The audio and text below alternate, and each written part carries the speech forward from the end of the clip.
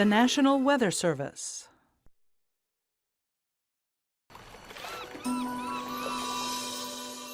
Sometimes the best way to find a living is to stay right where you are and study with UAS online.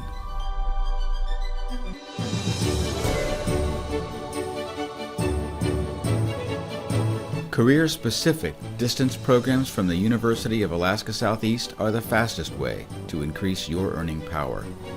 We connect all over the world.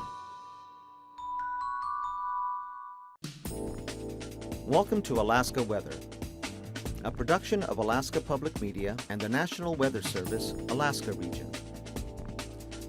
Produced and broadcast daily from the studios of KAKM, Alaska Weather provides complete forecasts, public, marine, and aviation for all of Alaska. Alaska Weather is made possible by the following sponsors. Good evening, everyone. I'm meteorologist Dave Snider with you on the 6th of July. As always, we encourage you to get your weather information from the National Weather Service that serves your part of Alaska, whether that's Fairbanks office, the Juneau office, or the Anchorage office. Each one of those offices will have a very specific forecast for whatever part of Alaska you're in. And today, the way you get that information online changed a little bit. We have now changed this website to just be weather.gov/Alaska, which is the one I've been telling you about for a while. But if you're just joining us after a couple weeks off, of course, so you can try out the new websites tonight at weather.gov/Anchorage, weather.gov/Juneau, or weather.gov/Fairbanks. The look and the feel of the website that you've been used to is going to be a little bit different now, but all the information's there, even though it looks a little bit different. Now, many of you have talked to us today and said, hey, what about the low bandwidth options? Or is this going to work fast on my slow connection? Yes, it will. There are lots of different options to get that weather information to you in a much smaller package, and we can help guide you to that. If you go to weather.gov/Anchorage, for example, and click on the area that you're looking for, whether that's in the Aleutians, the Alaska Peninsula, the Kenai Peninsula, or right in Anchorage or in the Valley, click on that, and toward the bottom, under a section that says additional information, you'll see something that says printer friendly or text only. Those options will load a whole lot faster, and if you bookmark that link, that should be good for a very long time. The same will be true for anywhere out of the Fairbanks office or the Juneau office. And all of these offices, if you scroll down from the main page a little bit, there should be something that says low bandwidth or text forecast. Either one of those options will help you out immensely and get mostly a text forecast in front of you, whether that's on your phone or on your computer at home, and you need that to load fast. That's a great way to do it. If you've got more questions, I am happy to help you. I'll walk you through it tomorrow when I get back into work. david.snider@noaa.gov. And of course, I'd be happy to answer any of your weather questions if they're just general run-of-the-mill weather questions anytime you want.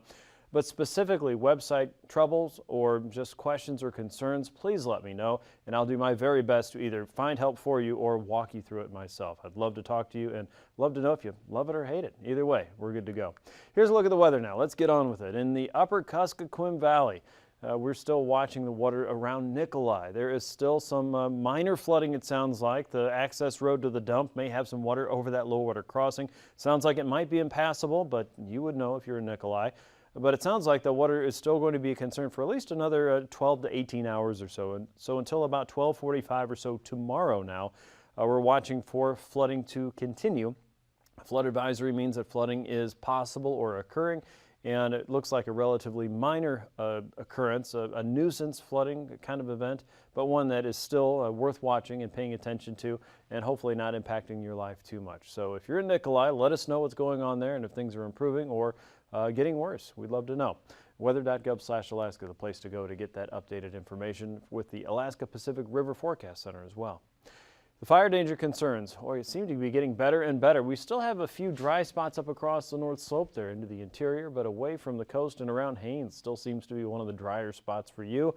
But most of the interior, southwest, the west coast, and south central have seen considerable improvement there. Wouldn't say the fire season's over just yet, but it certainly has taken a break for at least a little while there. We are moving into a drier pattern here toward the end of the week, so we'll have to see what happens with the response of that drier weather, and of course all of the interior and south central and southwestern locations that are typically drier this time of the year. Here's a look at the satellite picture. Let's find out how dry things are today. Out across the west, the clouds have been breaking up across the Bering Sea and the west coast. Notice that drier patches all the way from Kotzebue Sound to Norton Sound into Bristol Bay and the Kuskokwim Delta. That north and westerly flow sweeping across the Alaska Peninsula is all wrapping up into a large area of low pressure that has been controlling the weather for the interior, south central and southwest for several days. This whole pattern is starting to creep eastward there, and we're going to see more of a focus of precipitation moving eastward and probably into more parts of southeastern Alaska. You can see off the coast of Haida, well off the coast I should say, in the Pacific Northwest, low pressure is starting to work its way toward the west coast there. Here's the visible satellite loop one more time, and you can see also a lot of convective activity. This is moving southeast to north and west, again around low pressure. Remember, low pressure operates the weather in the northern hemisphere in a counterclockwise fashion. So all of this moving off the dry continental regions there of western Canada, working up into Alaska, bubbling up and creating showers and thunderstorms there. But that line again has been moved a little bit further to the north and east today than it was yesterday. We're also seeing a lot of that across British Columbia and the Yukon, and southeast is kind of in a little bit of no man's land there. It didn't look like a whole lot of rain was occurring in your general vicinity again, so hopefully it's been an enjoyable day in the Panhandle. With the infrared satellite picture, you can also pick up the course of a faster moving wave of weather that's coming in with the upper level winds or the jet stream, that northwesterly flow working its way into the central Bering towards St. Matthew, and again a sign of that low pressure system that's slowly moving eastward. As we look a little bit further to the south across the Aleutians, you can get a hint of a new weather pattern developing out across the northern Pacific, that low pressure system heading toward the central and western chain, pushing a frontal boundary with it toward the central Aleutians tonight and tomorrow, and that will make its way into the southern Bering Sea and offer up some changing winds and another round of precipitation out there. You'll see that in the map here in just a moment. Today's weather map shows a weak cold front right across the Brooks Range. Some widely scattered showers and storms along that. To the north, high pressure sitting across the Arctic Ocean at 1,014 millibars. Across South Central and Kodiak Island, some areas of rain, as you probably noticed if you're in the Kenai Peninsula today. Homer and Seward, occasionally some moderate to maybe even heavy rainfall passing through your region. High pressure sitting just inside of Norton Sound at 1,013 millibars there, trying to limit the cloud cover around places like Unalakleet up to Nome. And then we are back in our low clouds across the central and western Bering Sea with low pressure just off of Cape Newlinham. There's that next weather system there across the western Aleutians, bringing in a southeasterly flow, low pressure south of Haida Gwaii. We also have high pressure sitting up around Yakutat right now. So pretty kind of messy pattern right now as we're slowly moving toward the next weather pattern overall for all of Alaska. Tonight, the frontal boundary up north should start to fall apart, so we'll just draw that in as a black line. That's a trough of low pressure, and the difference between a cold front and a trough, you may remember we've talked about this before. A cold front, or a warm front for that matter, has a temperature change behind it. So this would be the leading edge of colder air. Behind it would be the cold air. Out in front of it, slightly warmer air. Well, once we get into a black line like this, it's a trough. That means there is low pressure. Clouds can form along it, and the winds may even shift. But that temperature change isn't present anymore, or at least very, very different, or not as much as what we would say would be a cold front or a warm front. As we look across south central and southwest, there's still going to be periods of rainfall. Showers and thunderstorms in their convective form like we've been seeing this afternoon should mainly be confined to the interior and areas along the Alcan border. Watch for a little bit of light rain sneaking its way into southern parts of southeast. By and large, though, it looks like maybe a few drips and clouds more than anything else for most parts of the Panhandle. And out west, 1,004 millibar low working its way toward the western Aleutians with a triple point now north of the Aleutians as we get into the southern Bering Sea tonight. As we get into Thursday, widely scattered showers and thunderstorms are still possible. Some of those could be across the northern Susitna Valley, northward into the Brooks Range in the central interior. Watch for showers along the Alcan. Still looking at a chance for rain, especially in the morning around the Kenai Peninsula, the Cook Inlet region, and into the Susitna Valley. There's our rain for southeast, still just kind of holding around southern parts of the Panhandle. Everywhere else right now looks to be generally partly to mostly cloudy, I guess, as you get into Cross Sound up toward Glacier Bay. Things still a little hit and miss with the cloud cover. Low pressure out across Kiska at 1,007 millibars, working that frontal boundary northward toward the Pribilofs. Probably won't get there just yet on Thursday. High pressure south of Sand Point at almost 1,030 millibars, and by Friday, that's shifting eastward. That's allowing that wave of weather to move over the Pribilofs. The front's almost to southwestern Alaska by the afternoon. High pressures over Seward Peninsula, and you can see things are changing up a little bit. This pattern looks a little bit different than it has for the last week or so. Showers are going to hug the mountains there across parts of southeast all the way from Hyder northward toward Petersburg and probably just outside of Juneau. We'll see showers around the Alaska Range, the Talkeetnas, and northward. Many in south central Alaska, including Prince William Sound, maybe even eastern parts of Kodiak Island. Could see a fairly pleasant Friday and a much drier Friday at that. High pressure around the Seward Peninsula is at 1,016 millibars. That's going to pick up some stronger winds from the south and west and work those in through the Bering Strait and the Chukchi Sea. So watch for changing conditions there, especially along the Chukchi coast as we get into Friday night and Saturday, maybe on into the weekend as well. Here's a look at temperatures today. 50s and 60s, what we saw across southeast from Juneau at 61, Haines and Skagway in the lower 60s. Sitka saw 63 degrees, upper 50s to mid 60s for southern parts of southeast, 64 in Hyder. It's about 59 in Yakutat today, and Cordova. Valdez about the same, 56 in Seward and Homer, 60 in Kenai, and upper 50s for many around the Anchorage area with the rainfall today. Talkeetna and Squetna showed in the lower 60s. And many around Tok and Northway saw temperatures in the lower 70s. A little bit of sunshine there. 65 in Eagle, 68 in Fairbanks. It was 68 in Fort Yukon as well. Arctic Valley and Anaktuvuk Pass made it into the mid-50s. Kaktovik was 40. Prudhoe Bay and Dead Horse closer to 48. Look at the big difference between coastal living and inland living there. Just a few miles and a huge difference in temperatures between Barrow and Atkasuk. Nearly 70 degrees in Atkasuk today. Temperatures around Kotzebue Sound, 40s and 50s for most areas. Shishmaref was 55, about the same across the hills there in Nome. Lower 60s around Unalakleet. It was 65 in Galena. Ruby also saw temperatures in the mid-60s today. McGrath near 61. Grayling and many along the Yukon and the Kuskokwim rivers in the lower end saw temperatures in the 50s and low 60s. 61 in Bethel. Nunivak Island was 56. St. Lawrence Island, Gamble showing 46 degrees late this afternoon. Kodiak was 56. Most of the Alaska Peninsula also in the mid-50s. Sand Point had 57, 53 in St. Paul. Unalaska and Dutch Harbor was around 54 degrees, slightly cooler in Adak, Atka, even cooler still in the 40s, and Shemya right there in the middle, 50 degrees. Here's a look at the overnight lows, and we'll see most areas in the interior in the 50s, upper 50s there for the upper Yukon Valley and the flats, lower 50s to even upper 40s for many in south central and along Cook Inlet, 52 in Kodiak. Many in southeast in the upper 40s to low 50s, including the capital city. Unalaska, you're looking at 50 degrees tomorrow morning, 46 degrees for St. Paul, 46 in St. Lawrence, Nome 46, and 40 in Barrow. Highs tomorrow closer to the upper 40s to low 50s for many on the Chukchi coast, closer to 57 for Prudhoe Bay and Dead Horse, 70s once again for the interior in the upper Yukon Valley all the way into the middle Yukon Valley. Galena and McGrath looking at temps in the 60s. Around Bristol Bay, mid-60s tomorrow, 58 in Nunivak Island. Unalakleet 58, 52 in Nome. Kodiak 66, South Central starting to warm up once again as the air dries out slowly, lower to mid-60s at least. Up in the Susitna Valley, Talkeetna could reach closer to 70. Southeast, upper 60s and lower 70s for you. Coastal areas like Sitka, probably a little bit cooler in the mid-60s, and Unalaska closer to 60 degrees. Flying weather, you're looking at IFR conditions in the morning for the Beaufort Sea Coast and hit and miss along the Chukchi Coast. The Western Aleutians IFR looking for the West Coast. Isolated locations there from Amonix southward to Cape Newingham. Around IFR conditions there. MVFR for most of the central and eastern Gulf and southern southeast sees improvements by the afternoon.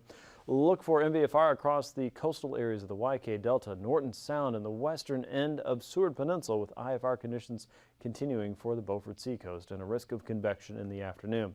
Here's your pass conditions. Anaktuvuk and Adigan Pass, we expect to see marginal conditions to start, but improvements had by the afternoon toward VFR. As we look at Lake Clark and Merrill Pass, we'll start with visual flight rule in the morning, but probably leaning over toward MVFR with showers and maybe a few storms in the region. Rainy Pass looking at similar conditions for more parts of the day. Same goes for Windy Pass, expecting MVFR throughout most of the day there.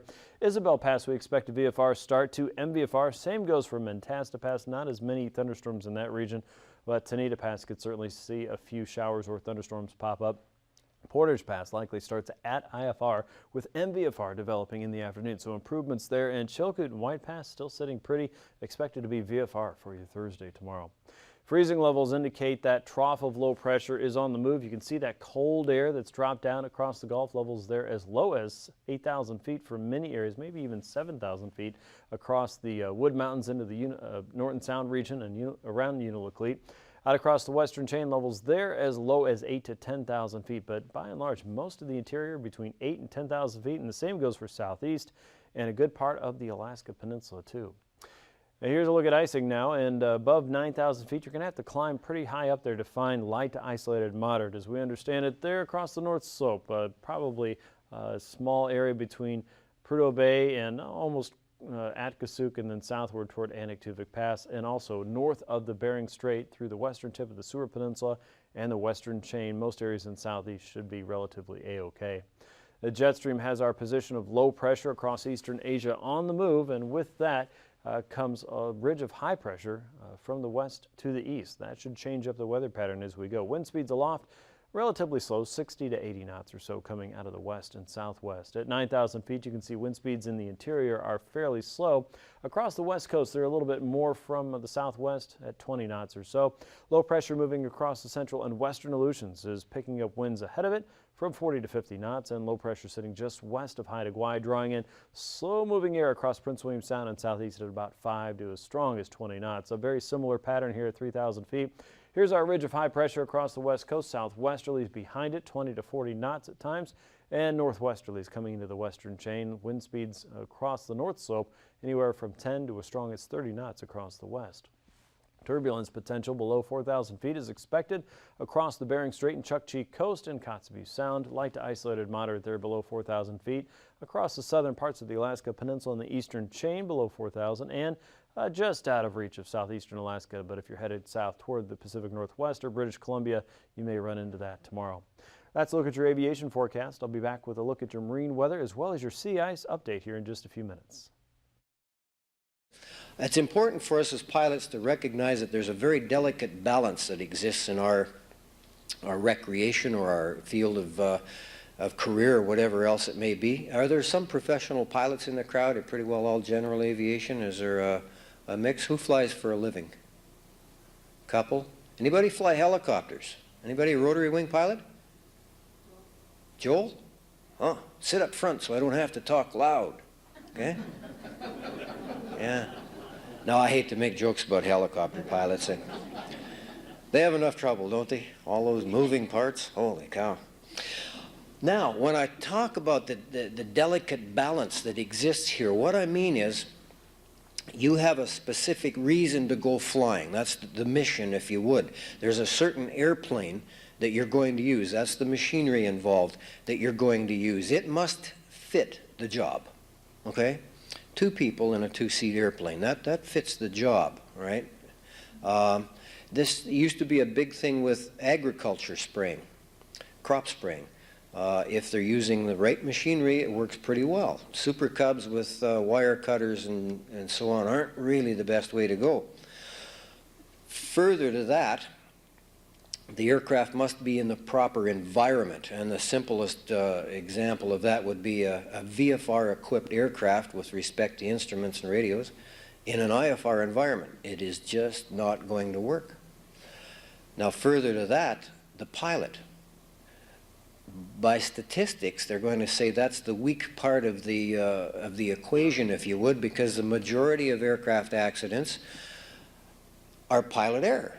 Now, we don't use that term anymore. They got more sophisticated, and we say things like the pilot failed too, or whatever else.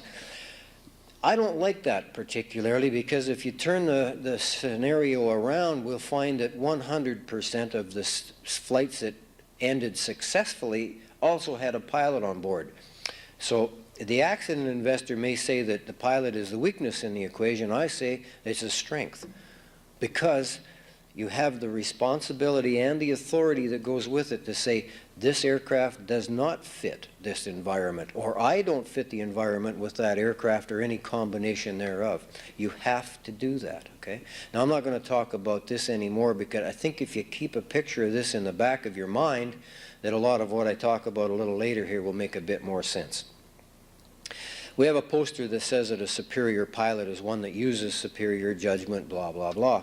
Again, you get the feeling that I don't necessarily need to have skill as well, but you do, okay? And I'll just make that point one more time, and that's the last time that I'll mention it. I have about 5 slides that define pilot judgment. There's probably as many definitions of judgment as there are people in this room. We think of it as common sense or horse sense or whatever else. All of those things are difficult to define. But I think that this one probably fits us as pilots better than any other that I've seen, so that's what I'm going to use. Pilot judgment is a process that infers that there's some action taking place of recognizing all available information, emphasis on the word all, about those 3 things I just mentioned in the equation. The aircraft, ourselves, and the environment in which we're operating. You need to know everything you possibly can about those, followed by the rational evaluation of alternatives. Now, emphasis on the plural there, alternatives. That's to implement timely decisions, which is also very important, that will maximize safety. Now, that's quite a mouthful, all right? But there's 3 very important things to remember there. That we have a rational evaluation of alternatives, timely decision making, and maximum safety, not just come up with some sort of a decision based on a wild guess that might work sometimes. That just isn't good enough. So we're going to aim for the bullseye all the time. Pilot decision making, judgment, if you would, thus involves one's attitude towards risk taking. Attitude is a very, very important thing, and we're going to talk about attitudes as well this evening as we go. And more importantly, it's that pilot's ability to make decisions, and those decisions are based upon your level of knowledge, of skill, and of experience. Those 3 famous things, if you would. Now, again, like judgment, these are like 3 separate bank accounts.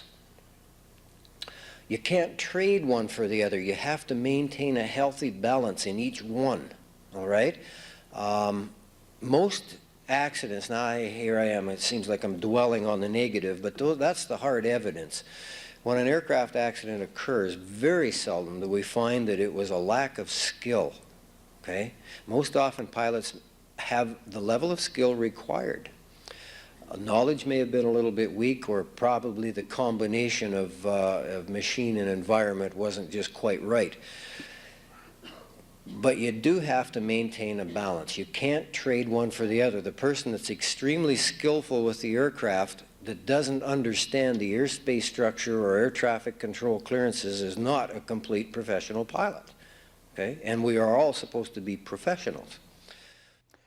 On to your sea ice update now. We have it on good authority from the sea ice analyst for Alaska that this high concentration ice is on the move, and a lot of this will be changing over the next couple days as the winds are changing around. You'll notice many more areas that are starting to open up in the Beaufort Sea as well as the Chukchi Sea, and a lot of warm water that's moving northward is one of the culprits, one of the reasons that's happening there around the shoals. You can see the water surrounding the shoals there and really chewing up the ice. So a lot of things changing along the Chukchi coast and the Beaufort Sea coast. As always, we encourage you to check out the new website and the new sea ice updates and the information available there at weather.gov/Anchorage/ice. So that's the latest and greatest there. For the marine weather now, look at southeast and you'll notice a north and northwesterly flow that's typically around 15 knots tomorrow. In the inner channels, about 2 to 3 foot seas, and along the outer coast, 4 foot seas expected, with more of a northeasterly turn coming out of the southern outer coast there around Craig and Klawock. As we get into Friday, winds pick up a little bit more, about 15 to 20 along the outer coast. A west and northwesterly flow coming into Yakutat, Icy Cape, and Cape Fairweather. Northerlies along the northern inner channels becoming northwesterly at 15 into Clarence Strait with a 2 to 3 foot sea on the inside. and 6-foot seas on the outside. For south central, northerlies out of Prince William Sound, light at 10 knots with a 2-foot sea. Northwesterlies coming across the Barren Islands up to 20 knots in the western Gulf, 20 knots with a 6-foot sea east of Kodiak Island, only 15 knots inside of Shelikof Strait for Thursday. That'll become more of a stronger westerly flow cutting across the Barrens and into the western Gulf, 15 to 25 for Friday. Southwesterlies inside of Prince William Sound and Shelikof Strait, and a light and variable wind along Cook Inlet up to 10 knots. Bristol Bay, you're looking at westerlies at 25 knots with a 5-foot sea on Thursday. Southerlies south of Sand Point and King Cove, 20 knots with a 5-foot sea. And by Friday, watch for winds to turn to more of a southeasterly direction inside of Bristol Bay, 25 knots with a 5-foot sea. And southwesterlies coming up the Pacific coast and the southern Bering Sea coast, about 5 to 6-foot seas there, 4-foot seas inside the Bering. For the Aleutians, a southeasterly flow across Unalaska and Nikolsky at about 20 to 25, 5 to 6-foot seas on either side, 4-foot seas north of Adak and Atka, but south of that a southwesterly flow with an 8-foot seas expected, northeasterlies from Kiska to Attu on Thursday. For Friday, look for those south and westerlies to continue with a 20-knot wind in most areas for the central and eastern chain, 4 to 6-foot seas along the Bering Sea coast and 7 to 8-foot seas along the Pacific coast with a west and southwesterly flow from Kiska to Attu on Friday. For the west coast, southwesterlies across the northern Bering Sea from 15 to 20 knots, 5 to 6-foot seas from St. Lawrence Island to St. Matthew north of Nunivak Island. Only a 3-foot sea there on that 15-knot wind. And for the Pribilofs, expect St. Paul and St. George to see a southeasterly flow with a 4-foot sea. By Friday, winds diminish in many areas. We're still looking at a south and easterly wind up to 15 knots from St. Lawrence Island to St. Matthew and Etolan Strait and the Kuskokwim Delta. 3 to 4-foot seas in most of those regions. More of a variable wind throughout the day around St. Paul and St. George with a 4-foot sea.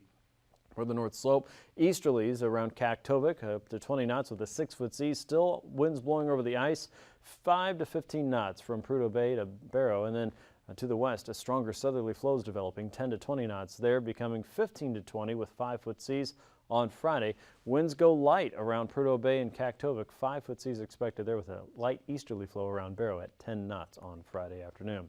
Recapping tonight's weather, there's still a flood advisory around Nikolai in the upper Kuskokwim River Valley there as water is over some roads there, perhaps the one over the dump.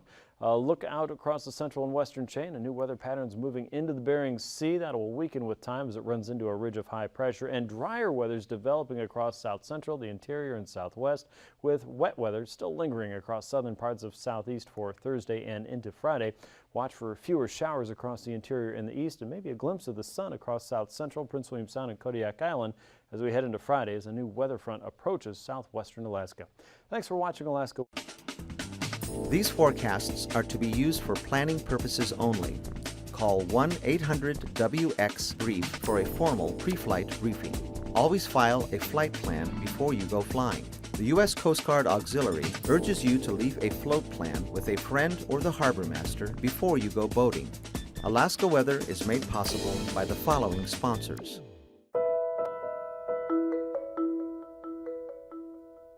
Alyeska Pipeline Service Company, sustaining Alaska's pipeline and its operations today and into the future.